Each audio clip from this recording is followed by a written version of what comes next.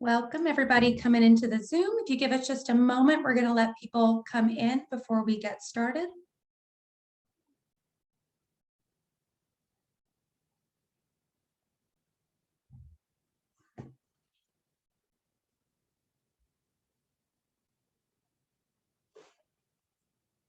Welcome everybody. Happy Wednesday night.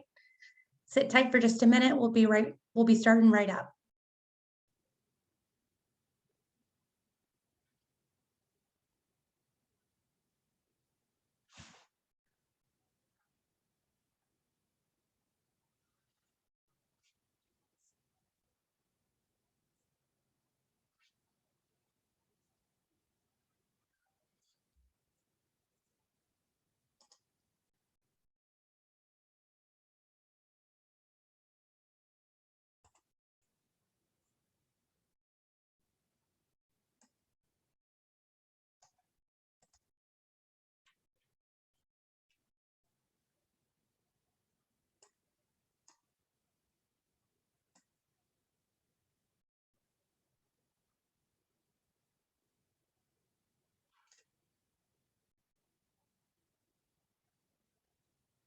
We're going to get started in just a second. Looks like we've got people coming in. Happy Wednesday. Hope y'all are having a great week.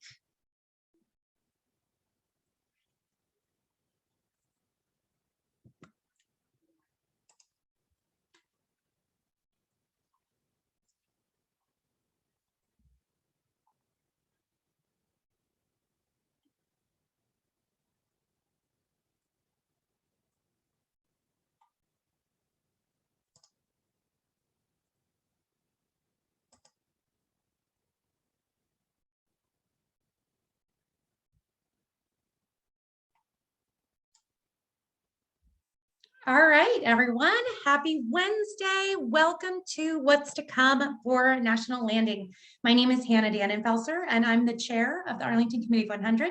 I'm going to be your moderator for this evening. I think many of y'all have been seeing me here for quite a while, but for you new folks, we are glad to have you. If you are watching us on Facebook Live and you think this is something your friends would like to hear, please consider sharing that Facebook Live to your page. To stay in touch with us after today, please make sure to like and follow our Facebook page. We publish our events through our email announcements, but also through Facebook events, and we really would like to have you continue to join us. I want to give a quick welcome to Libby Garvey, member of the county board, who has joined us tonight. We are very glad to have you, Libby. And if any of our other elected officials are here and I missed you and I didn't see you in the attendee list, please shoot me a little note and I would love to shout you out and thank you for being here tonight. I do want to ask you to go ahead and mark your calendars for our next program on Wednesday, January 12th at 7 p.m. We are going to talk about reopening Arlington, county government services and public schools in the wake of the COVID-19 pandemic. That is our draft title that we are using for now, so stay tuned. We're going to be featuring Dr. John Mayo, who's the Chief Operations Officer for Arlington Public Schools, and Mark Schwartz, who is the Arlington County Manager.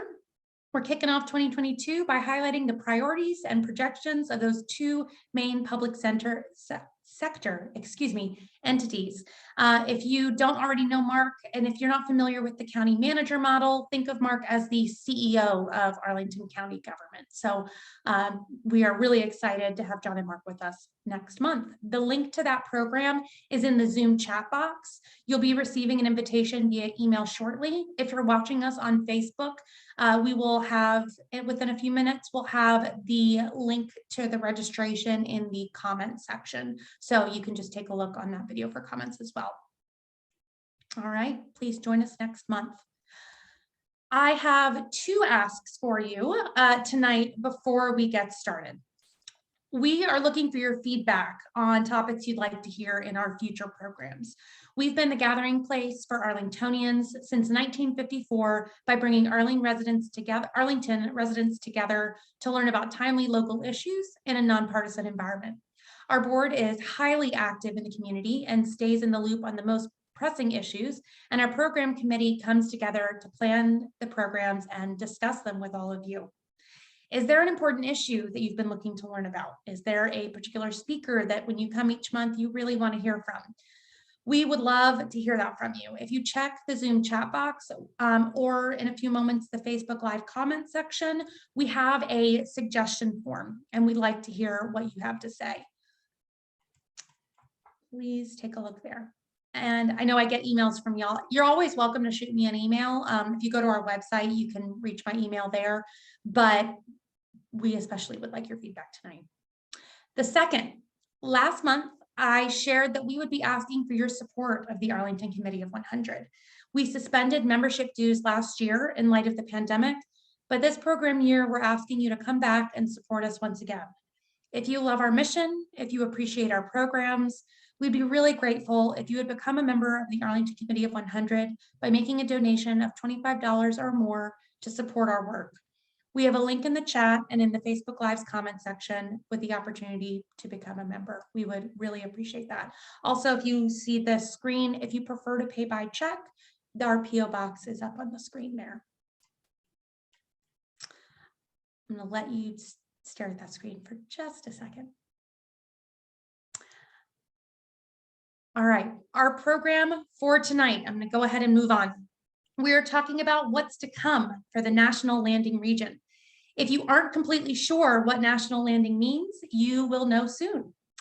And I'm going to our speakers, I realize I didn't ask you this before the program, so I'm sorry, I'm going to put you on the spot real quick. If you have a restaurant recommendation in National Landing, I know many of our members like to go out and celebrate our regions and our communities. If you have a spot, maybe the next, I know you probably have a lot of favorites, maybe the next restaurant you're planning to go out to eat in National Landing. If you have a meeting this week or a social or a party next weekend, where are you going in National Landing? We would love to hear. So our panelists are Mike Dowell, who is with Livability 22202, Tracy Gabriel, who is the president and executive director of the National Landing Business Improvement District, and Matt, Matt, I pronounced your name right the last time we talked. I promise I did. And I think I'm about to mess it up this time. Matt Matusek, who is the master planner for the Crystal City and Pentagon City Planning District. He works within the Arlington County Department, the Arlington County Department of Community Planning, Housing, and Development. So you're going to hear from all three of those wonderful folks tonight. Thank you to our program committee led by Delegate Patrick Hope and Jerry Laporte. The program tonight was coordinated. I worked with Jeannie Broyhill on coordinating this, so thank you, Jeannie. Really appreciate that.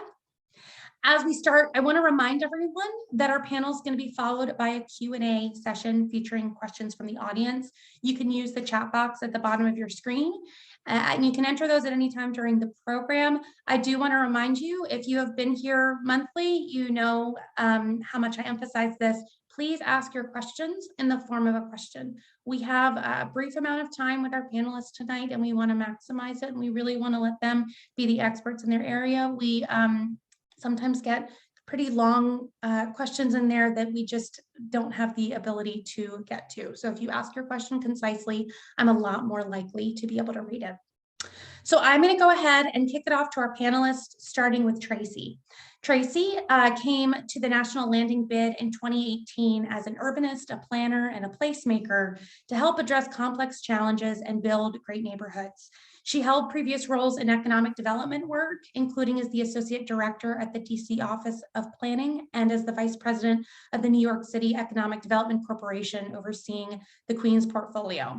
You might have seen her, especially if you are a Washington Business Journal reader. She was on 2021's Women Who Mean Business list, and she was also on the 2019 Power 100 list. I'm sure there's a lot more to be said than just that, but I will keep it there. And Tracy, if you have a moment, if you've got any restaurants you're going to in the next week in National Landing that you could plug for us, or maybe if you're going out to dinner tonight, I'd love to hear.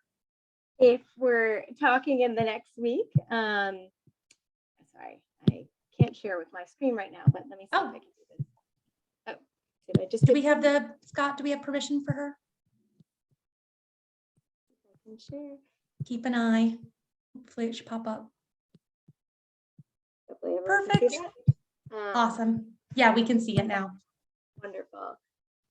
And I would say it's hard to choose when I support all our businesses, but very excited that Tecumbe will be opening very soon in our district. So within the next week, you'll be able to enjoy some amazing tacos. Awesome. I'm gonna have to set up a meeting to go down there. Thanks for the plug. Yeah. Are you all set? Great. It looks good. We can see it completely clearly. Perfect. All right, go ahead. All right. Sorry, just moving this out of the way. All right. Well, thank you so much, Hannah. I'm Tracy Saya Gabriel, I'm President and Executive Director of the National Landing Bid, and I'm thrilled to be here tonight to talk to you about the present and the future of National Landing. So I think Hannah said at the beginning, maybe some of you aren't familiar with exactly where we're talking about when we talk about National Landing, but it's really the overarching umbrella name to encompass the whole urban center that's comprised of Crystal City, Pentagon City, and Potomac Yard, Arlington.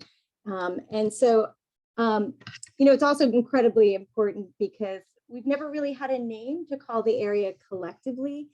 So National Landing is a way to really talk about all the exciting area, things that are happening in our area. Just a quick note on the bid, and I'll be very brief. We do a ton of different areas of support for our district, but mostly I'm here tonight as a storyteller in chief about our area. You may be familiar, maybe haven't been there in a while, but the one thing you should take away from this conversation is that the area is rapidly evolving. So much of the planning work that Matt will talk to you about later is laid the groundwork for a lot of growth and development, which is really accelerated in recent years and really setting us on a trajectory for one of the most dramatic transformations, I think, in our region. And so there's in green, you can see all the areas that represent National Landing, right adjacent to the airport, the 3 collective neighborhoods. But one thing that you probably don't know, which is so important about thinking at the area collectively as one urban center, is that National Landing is actually the largest walkable downtown in Virginia. And it's actually the size of downtown Austin or downtown Oakland, and is on a path to be more like a downtown Miami, just in terms of the office alone. And what we'll be talking about is just how much development and investment is happening in this area. But I think notably, and you can see Pentagon City, Crystal City, and Potomac Yard, Arlington here, everything that you see in a color here is something that is either planned for construction or development, is under construction, or is recently completed. So you can just see from this image alone what the scale of transformation and investment that is happening in the area. And then looking at the numbers specifically, I don't know if everyone realizes just how much sometimes Crystal City gets typically associated, I think, in people's mental image with office, but we are one of the most balanced downtowns or urban centers in our region. We have a 1-to-1 ratio between jobs and housing. And even as we continue to grow, we're anticipated to keep that great 1-to-1 ratio, which probably Matt will talk about. Keeping that balance has been so important to Arlington, and actually is a recipe for downtowns to succeed in this environment. So we have already 16,000 units of housing. We have 7,000 more in the pipeline, over $8 billion of private sector investment. $2.5 billion of that is Amazon, obviously the most significant investment in our area, and a transformative one that I'll talk about, and nearly $4 billion in transportation projects, which I'll talk about as well. So these should be ones that you're quite familiar with, is the investment of Amazon in their HQ2 as, I would say, the northern anchor of the National Landing area, and Virginia Tech's Innovation Campus just over the Arlington border is our southern anchor of our district. And I think collectively together, I think they signal to the region and really to the nation what an innovation district, a center for hub, for great talent, great transportation, great resources, and I think a partner in Arlington County and the Commonwealth in general. And you can see the scale here. Amazon's committed to 25,000 jobs. There's already 3,500 that they've hired. We have a lot of that development. Phase 1 is in construction and phase 2 is in the entitlement process. But again, that's over 4 million square feet of office. And we're so excited to have Virginia Tech's campus underway as well. And this is just a quick look. I couldn't go into in a short time that I have the range of projects that we have in this area. So many, as I mentioned, 6,000 units of housing. I think the important takeaway here is you may have known that Navy Yard or Capitol Riverfront was one of those areas that has had the most significant residential growth in our region, just a tremendous transformation in the last 10 years. Well, National Landing is set to be that in the next 10 years. We are going to surpass them. And so we're one of the fastest growing, if not the fastest growing neighborhood in the area. One of the exciting things about all this, the development that's coming, is so much of what the new construction will do for the on the ground experience for everyone. So it's going to be a great focus, and there already is, on either the rehab projects that we have underway or new construction, to make sure we're really focused on the experience of people and people at the pedestrian level. So think inviting storefronts, walkability, green infrastructure, attractive multimodal experiences, and just really inviting retail. Along Crystal Drive alone, we're going to see a tripling of our retail spaces. And so again, so many new businesses. And I'm not talking about the pandemic in any of this, but I think one thing to say is that our area has weathered the pandemic rather well. I mean, we've also been focused on supporting our small businesses, but we're seeing a real appetite and interest in new businesses also investing in the area. As I was mentioning, we have regular businesses opening, and we're going to be tripling that space going forward. And then that's a quick,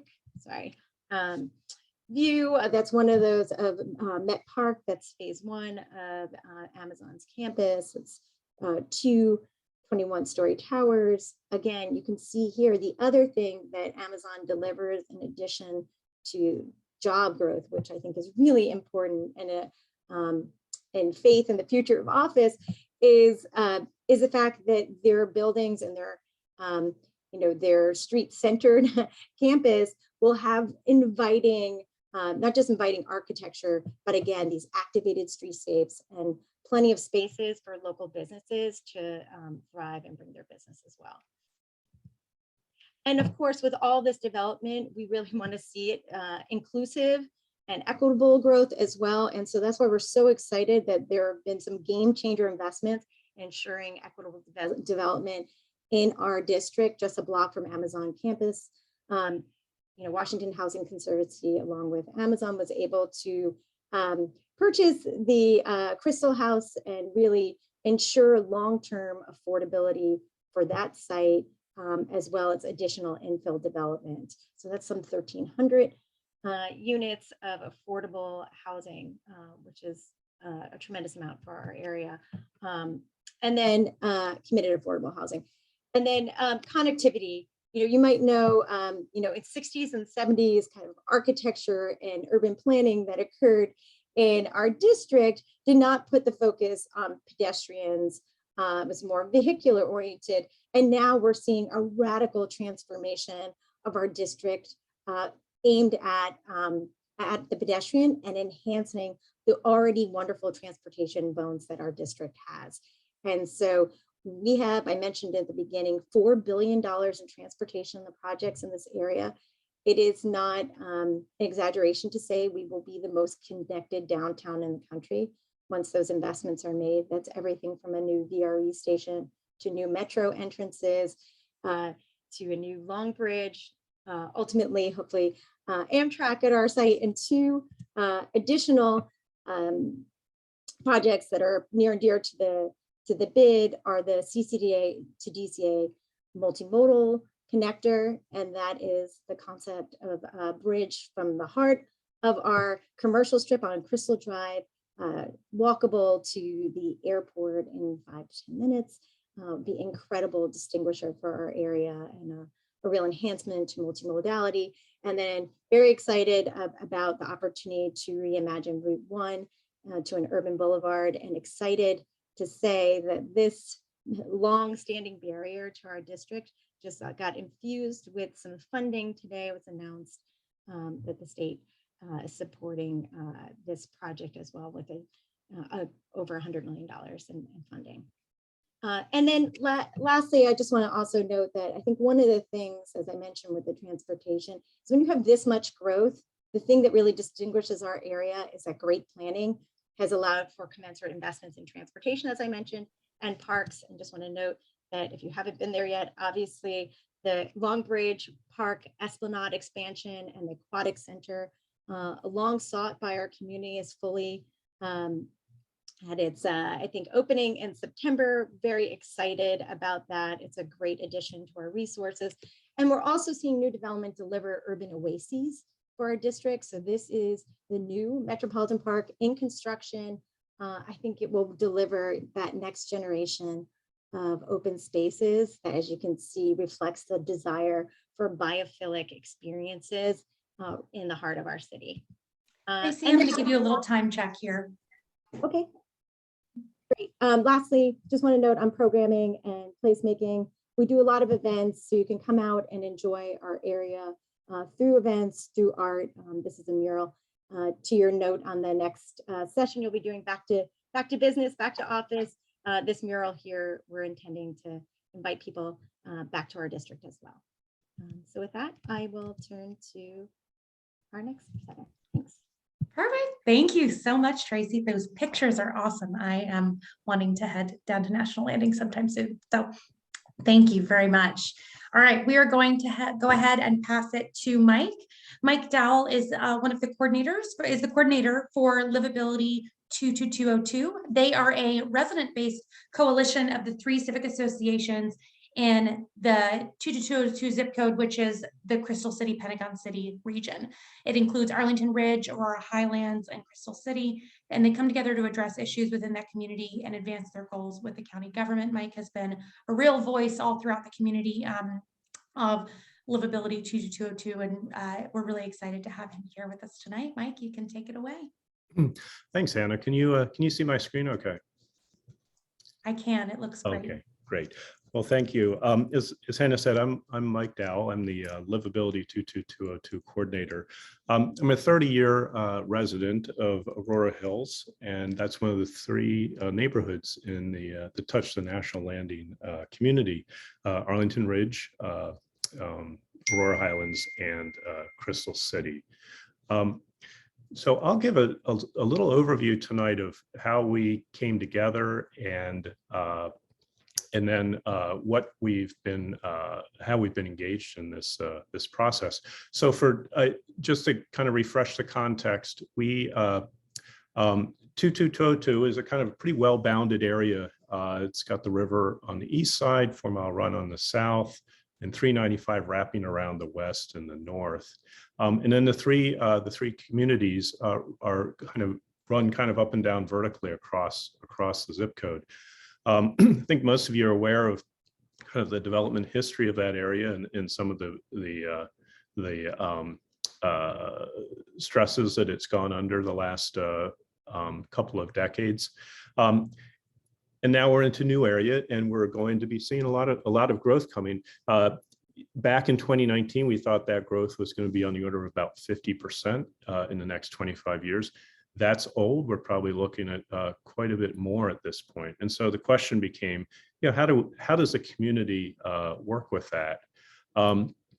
So the community got together and really started thinking about how we could advocate for a more livable area that provided the amenities that we had today, but also improve the quality of life while accommodating what probably would be a pretty big increase in population.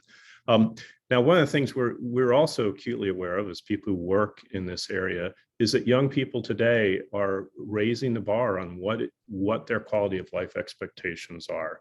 They're no longer willing to do the commutes that many of us have done over our careers. They want to live very close to where they want work, and that means the place where they work can't just be a great place to work.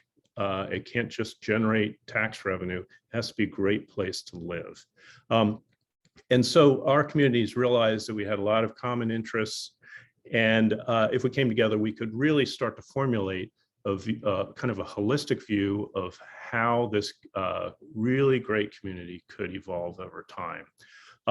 We put together something called an action plan. This is back in late 2019.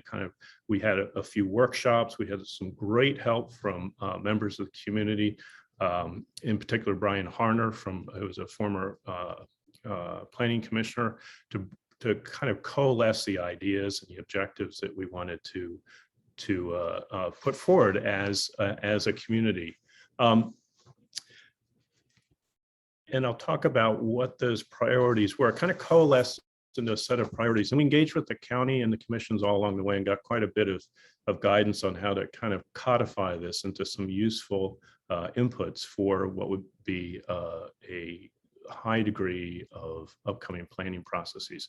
So the main areas that the community focused on was really looking at housing affordability, in a very holistic sense. And most of our inputs are going to keep coming back to that holistic sense. If you live in an area that's under development, you naturally bring a very integrated view to it. So when you talk about housing affordability, you immediately start thinking about affordability in general. It's not just having a house you can afford to live in. The next one on the list is daycare, which is almost half a mortgage payment, right? So you need affordable housing, but you need to have a place to take care of your kids. You need transportation to be affordable. And then you come into that very holistic sense of things. You need your essential services to be nearby if you can't be getting into the car all the time to go get the basics. And we're pretty good like that in 22202, but there are things that need to be addressed, especially as the amount of usable space starts to get highly densified. So walkable libraries, community centers, elementary school places, dog parks, urgent care. Those are the types of services that really are becoming a focus for our collected communities. And then one of the things that really launched this effort was looking at sustainability. Across the area, our tree canopy is declining. We're looking at parks that maybe aren't as sustainable as they could be. And so we really wanted to focus on that. Not just in the open space, but also how we build the new generation of buildings. We're putting up an enormous amount of buildings in the next few years that'll go on for decades and take us deep into the era of climate change. So we have to really focus on what we can do right now as these buildings are going up. Looking at the arts and culture and looking at building community. So building community was actually a huge piece of what makes our neighborhoods great places to live. And a lot of what you do when you're developing an area, it turns out it's about building community, not just building structures, but building a place where people want to live. So that includes things like arts and performance spaces. We have a theater in 22202, but it's needing a more permanent home. There's a big focus on that.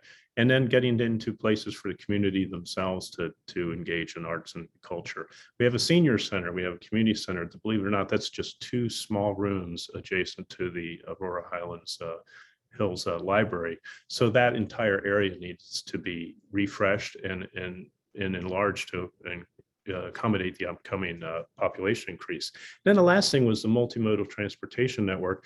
And here the community really wanted to focus on pedestrian and bike connectivity. Not so much the roads anymore, not so much the car traffic, but the ability to move around our area through a variety of means, either walking or on your bike or some of these personal mobility devices. As Tracy said, it's a pretty big area, and so not everything is walkable. So we have to come up with short distance transportation.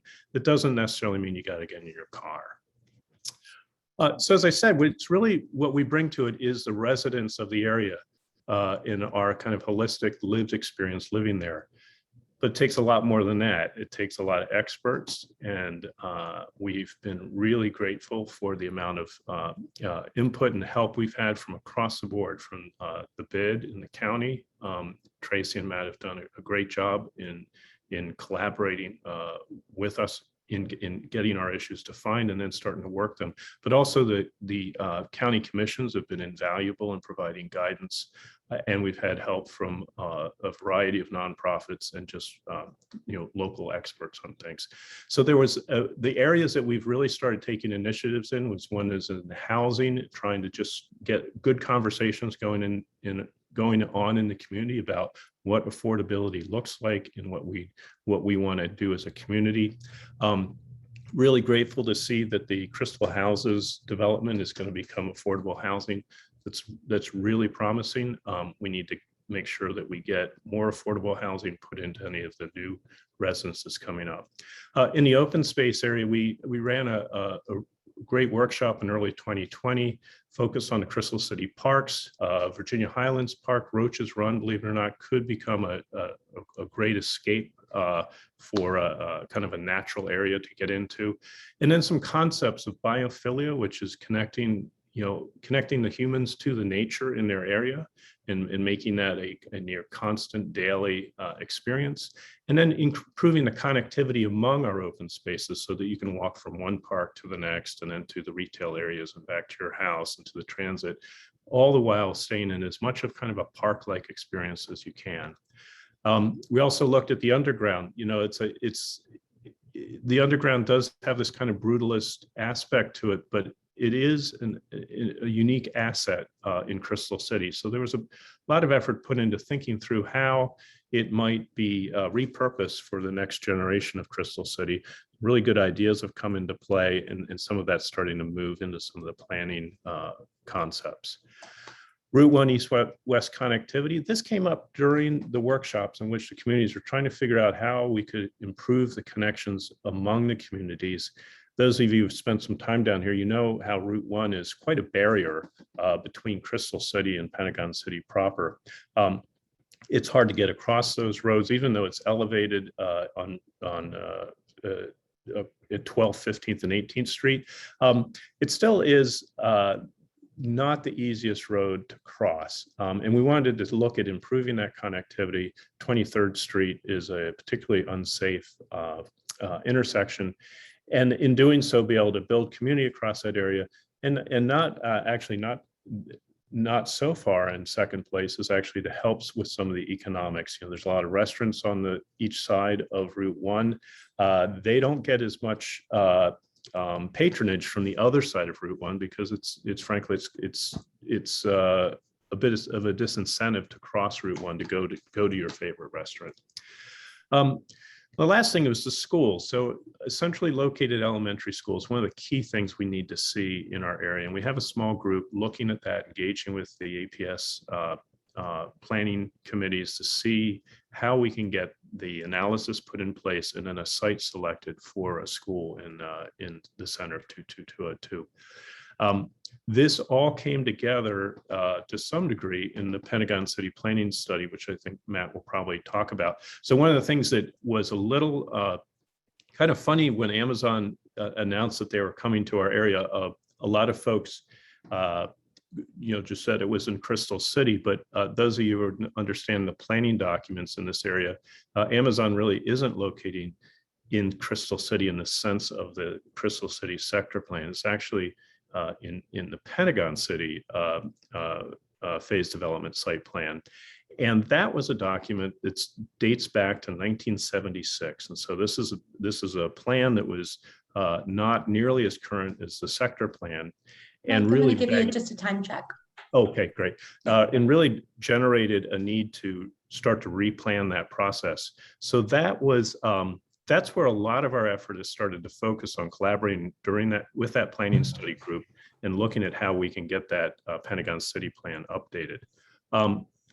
Okay, I'll just hit the last one here. Here's the top issues we're looking at right now. One is open space. Right now, the Pentagon City planning documents just come out the third iteration. We need to make sure we've got adequate open space in there. We're not quite seeing the certainty that the neighborhood would like to see in terms of matching increases with open space with the increase in population, which could be up to a 2x increase. Transportation, there's a Route 1 at-grade feasibility analysis underway. Those results don't look like they're going to improve pedestrian safety crossing the road, especially at 15th and 18th Streets. We need to see phase 2 of that really take that on. We've been having a great working relationship with VDOT. They've agreed to add this second phase to look at the safety. But that's a big concern of ours moving forward. The last one is the school siting, which is being addressed to some degree in the Pentagon City planning study. But that school site there's a lot of contention for where that could go. And if it ends up in some of the already assigned open space, then there's kind of a domino effect. Either we lose open space or it's sited where the Aurora Hills Library is, for instance, and then there's kind of a domino effect where we need to have the relocate the community centers, so the libraries and so forth. So that selection of that school site is a very important challenge for us in the next few months. Okay, and that's it. Thank you for your time. Thanks so much, Mike. Can I get a quick recommendation for you if anyone's going out to eat in National Landing tonight or tomorrow, where you've gone recently? So I like McNamara's on 23rd Street, so Restaurant Row, anywhere on Restaurant Row. I will point out that we have another Irish pub in Pentagon Row, which Maddie and Edie's. So you can now do a pub crawl if you're of a mind to it, right across National Landing. That is very good to know. Thank you very much. Thank you. All right. I'm going to go ahead and pass it off to Matt Matusek. He is a master planner in Arlington County's Department of Community Planning, Housing, and Development. He's the principal planner for Crystal City and Pentagon City. He's approaching 14 years as a planner in Arlington County, and he's really the go-to county government resource for planning in this whole region. So we were really lucky to get Matt here with us tonight. Matt, Matt, and if you could give us a plug for, you may not, if you don't have a favorite, that's fine, but maybe a place you've gone recently that you really enjoyed, or a place you're about to go where you think folks should go to dinner. I'm going to piggyback on what Mike just mentioned, because generally, as I make my rounds and site visits in the area, 23rd Street and 20th Street near Crystal Drive, I think you just can't go wrong. What I like to do is just go down and just see where the wait is, and then pick the shortest line, because I'm usually in a hurry. But I mean, the menu of options there, you just the other 23rd Street destination west of Route 1 is also, you got a lot of options. You just can't go wrong. So perfect. Thanks. All right, I'll go ahead and hand it off to you. Great, and thank you for that introduction. I know we are running a little bit late on the schedule, so I am going to speed things up a little bit. I think there is some overlap in the topics that were covered earlier today, which I really appreciate. And there really, I think, is just no way to do it justice to really capture all of the planning work that has gone into this area really over the last several decades that I think we're now beginning to reap the benefits of. So what I'm going to try to do instead is really highlight what the ongoing planning efforts are that are addressing some of these current pressures, new realities, not just Amazon's arrival, but really just the population, pressures that are existing in the region, and also some additional topics that we're not aware of back when earlier planning efforts have taken place. And I think for the broader audience, really kind of a status update of where we are in late 2021 and all the things that we already are monitoring on the horizon for next year, given where the ongoing efforts are heading to. So tonight, what I wanted to do is just cover those for you. I'm going to speed through the development summary because I think Tracy did a good job of highlighting where those are, and really kind of give you a sense of at least my crystal ball in terms of what we can anticipate for next year. Please come back and ask me a month from now if it's still current. But this slide gives you a sense of just the broad menu of topics that are being discussed. There's a huge interdepartmental staff team from different county departments that are heavily involved in a lot of these different topics. Some, as you may be aware, are kind of reaching their conclusions.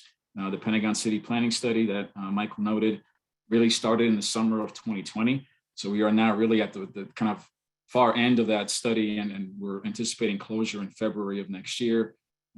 Crystal City Building Heights also, I think, has a few months left in its timeline, but some other processes are somewhere in the early stages, if not in the middle. The Penn Place proposal, looking at the central, park space in the middle of that block, is actually actively in its second engagement for the design of that space. We are looking into the springtime, kind of a opening of the special GLUB study along East Street. So a lot of smaller sites are also kind of dictating their own separate review process based on our protocols. And also, as I think both Tracy and Mike mentioned, the RFQ that's gone out for Crystal Houses, as we try to partner with a master developer to help us move that site forward in concert with the recent investment made by Amazon to add and introduce affordability. There are many other projects that I probably just don't have time to go into, but this, I think, gives you a breadth of just what is currently on our plate, much of which is going to continue into next year. And I think what I also want to highlight is additional items that we think might be added beyond 2022, just simply based on these efforts alone. The other piece of it I think I wanted to highlight and really bring in the county perspective is really the way I think we group and organize development activity. There's obviously a lot of smaller improvements, renovations that we can certainly track, but for tonight, I really wanted to focus on the major development activity and give you a sense of, from a staff perspective, the way in which we organize those, initially working on them in a small scale with staff, bringing in additional stakeholders, and finally starting off that public review process, which represents the bulk of the review there. So using these categories that you see on the screen, what I wanted to highlight is really kind of going back to 2019 and this recent spur of development activity in this area. What does that look like? And if you're like me, more visually oriented, where is it all located? If I'm driving by the area, what can I expect? Some of these, if you drive by today, already have construction cranes. Some already have poured, dozens of floors, concrete. So it's very difficult to miss if you're walking by. Others, I think, are just beginning to get ready. You might see construction fencing going around, or simply will sometime next year. But this gives you a sense of what's already been approved over the last 2 years, when I think this recent spur of activity was initiated. But moving forward, we do have 2 active site plans that are under review. Obviously, the Amazon HQ2 headquarters with Penn Place, and those remaining office buildings along Army Navy Drive, north of 12th Street. And we are also monitoring the 2 residential towers that are being proposed along 23rd Street, which you can see here. In addition to those final applications, or ones that are in the middle of or about to engage in their public review process, there is a very large volume of projects that are either in the preliminary stages, conceptual stages, or simply, we just know it's a matter of time before they come in. Some of them are waiting for those earlier planning processes that I mentioned, whether it's the Crystal City Building Heights, the Pentagon City Planning Study, but at some point next year, we anticipate them being submitted. So when you look at those, and kind of the geographic distribution of those, it does become quite substantive and is going to require a lot of staff resources and community involvement to help us review these and ensure that they are consistent with our policies and most current thinking in terms of how we prioritize development here. This same level of information, if it were to be translated slightly differently, does begin to represent a couple of different trends that speak to, obviously, this huge office investment from the Amazon application. But really, I think in response to that, the balancing act that's happening with the market really calling for a lot of residential buildings coming in, both in Crystal City and Pentagon City.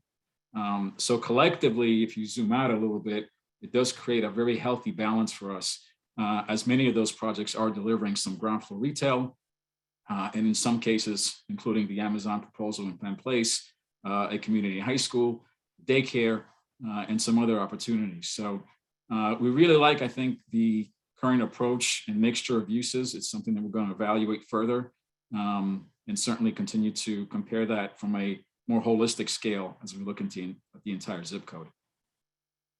I mentioned, the construction activity that's happening These are somewhat outdated photos. So if you go by, the building in the middle is no longer there.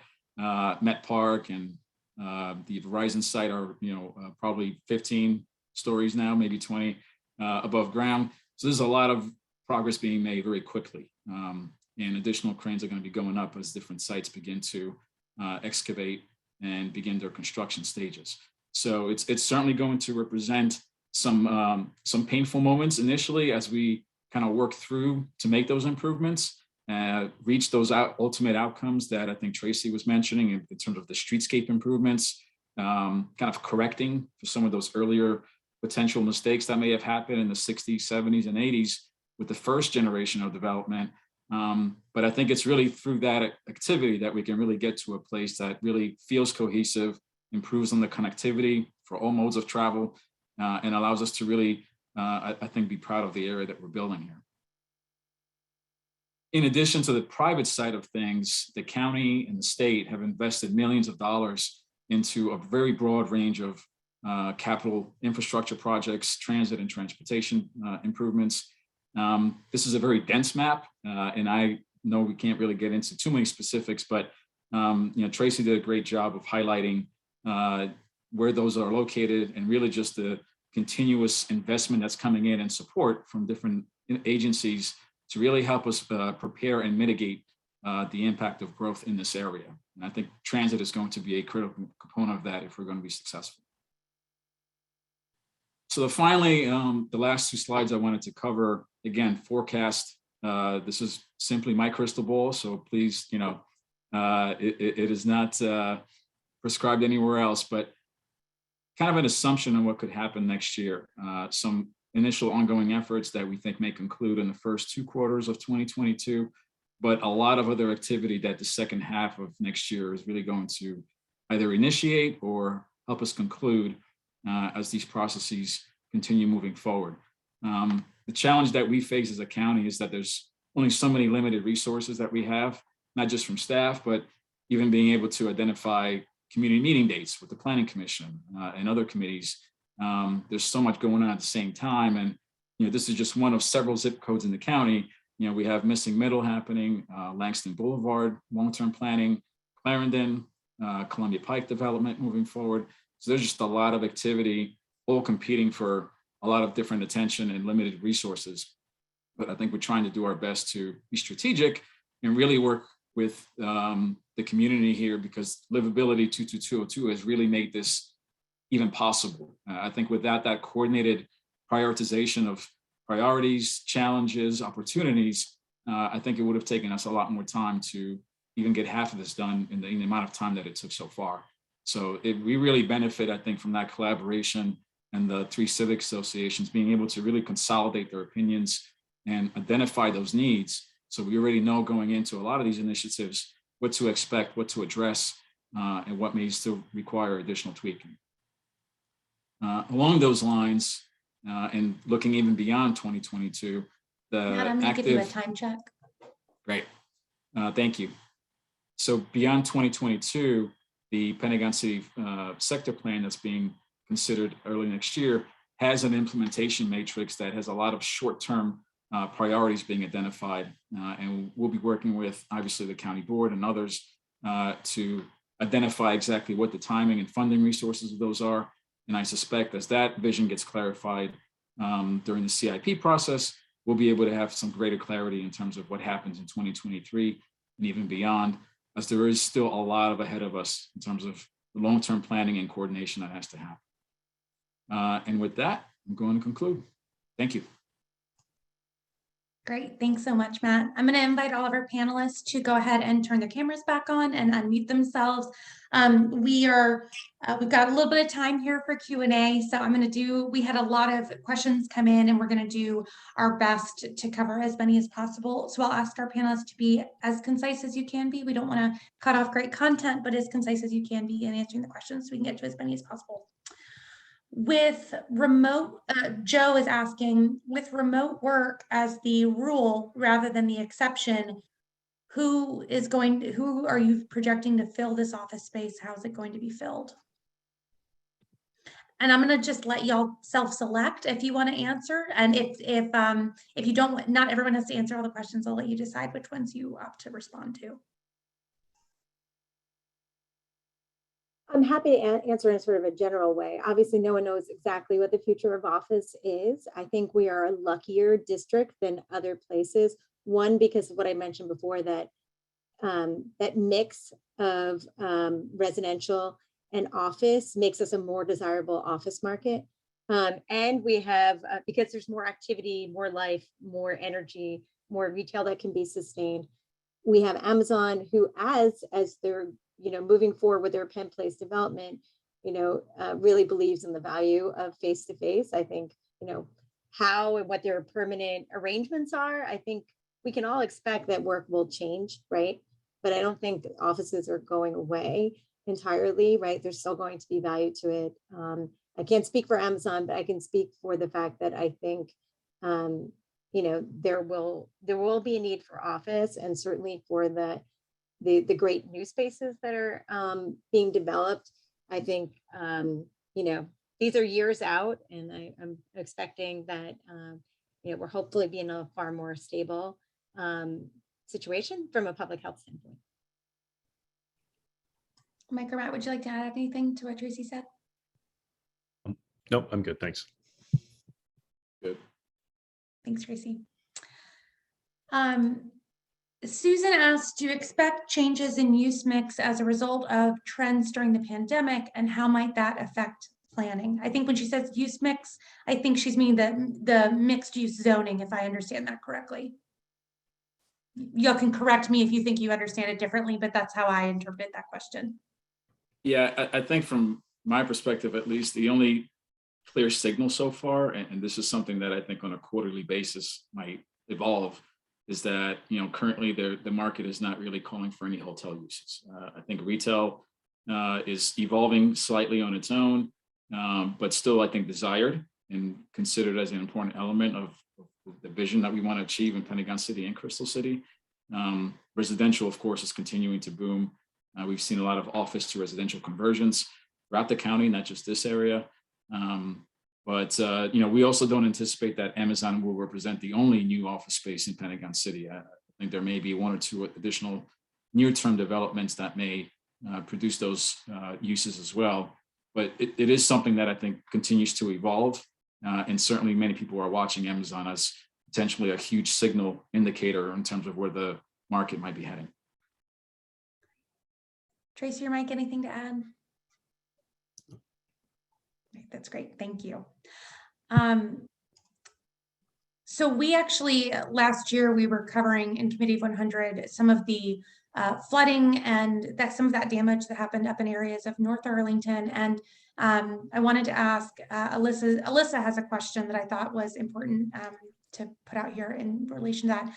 How have emergency management and hazard mitigation plans been incorporated? Are those part of the planning process?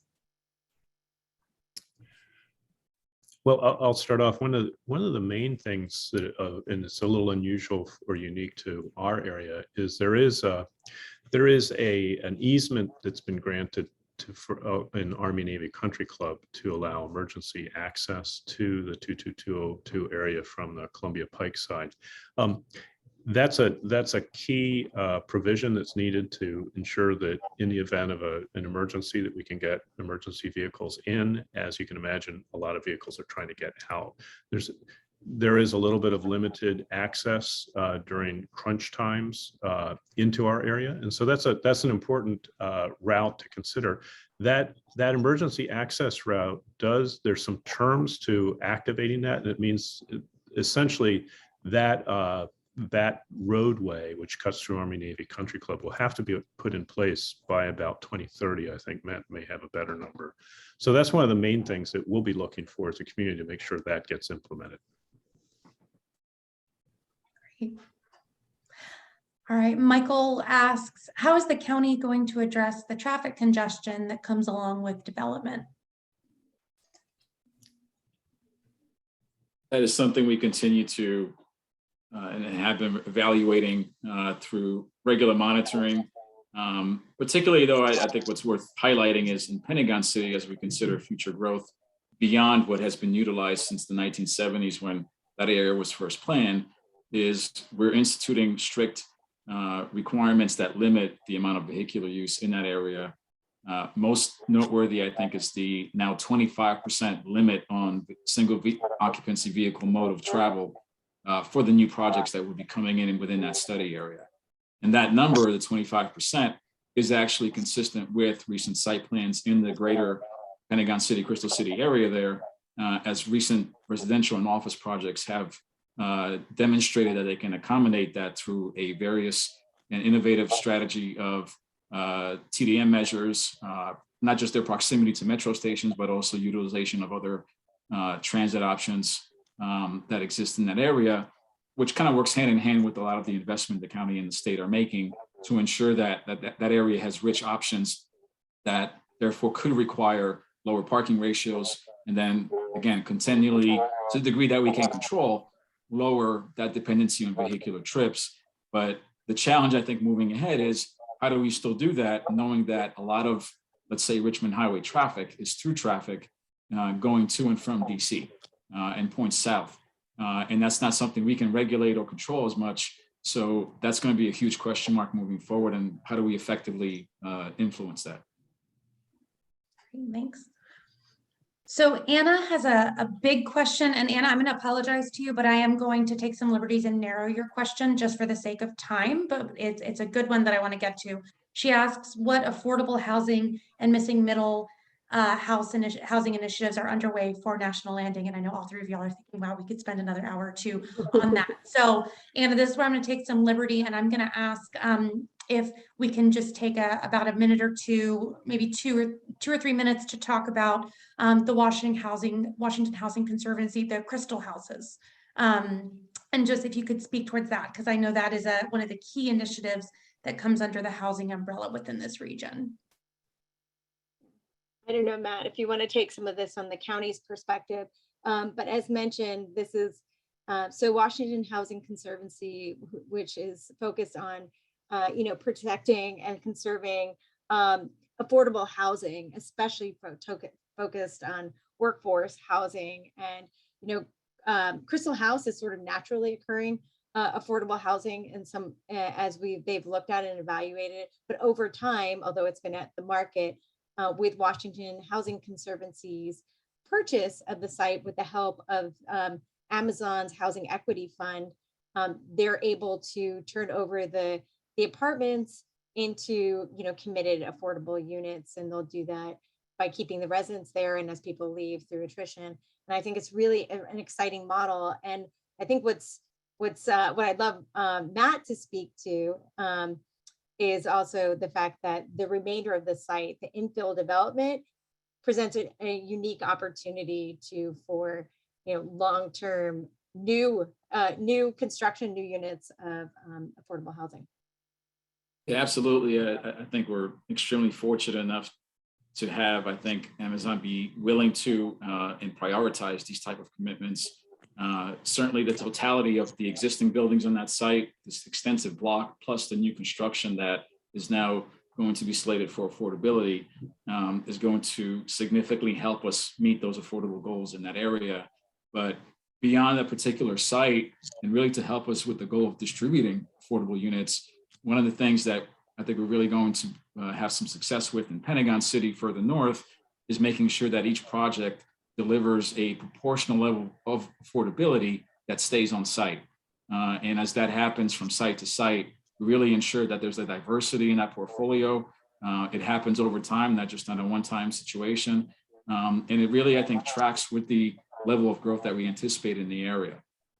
So that covers the affordability piece. I think the missing middle element that was mentioned in the question, I think, really has to start to tackle the areas outside of our mid-rise and high-rise development areas, because that term really responds to what happens for anything from a housing perspective, housing form, that's not a single family home in an elevator type building, multifamily building.